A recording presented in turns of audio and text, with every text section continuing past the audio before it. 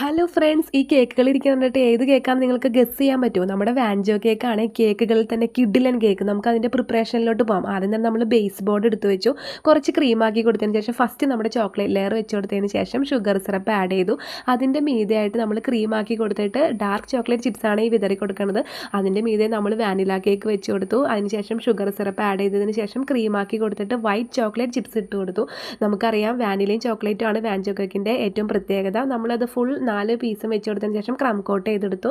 അതിന് ശേഷം നമ്മൾ ക്രീമാക്കി കൊടുത്ത് ഫൈനൽ ഫിനിഷിങ് ചെയ്തു. പിന്നെ ഇതിൻ്റെ മീതെ നമുക്ക് ഒഴിക്കുന്നത് എന്താണെന്നറിയാലോ, നമ്മുടെ വൈറ്റ് ചോക്ലേറ്റ് ഗണാഷ് ഒഴിച്ചതിന് ശേഷം നമുക്ക് ജസ്റ്റ് നമ്മുടെ കൈ കൊണ്ട് തന്നെ ചെയ്ത് നല്ല അടിപൊളിയാക്കാൻ പറ്റിയ ഡിസൈനാണ്. ചെറുതായിട്ട് ഇതുപോലെ ഡാർക്ക് ചോക്ലേറ്റ് ഇട്ട് കൊടുത്ത് ഇങ്ങനെ കൈ കൊണ്ടൊന്ന് ആക്കി കൊടുത്തത്. അപ്പോൾ ഇത്രയേ ഉള്ളൂ നമ്മുടെ വാൻജോ കേക്കിൻ്റെ ഈസി ആയിട്ടുള്ള പ്രിപ്പറേഷൻസ്. നല്ല അടിപൊളിയാണ്. പിന്നെ നമ്മൾ പേരൊക്കെ എഴുതി വെച്ച് കൊടുത്തു.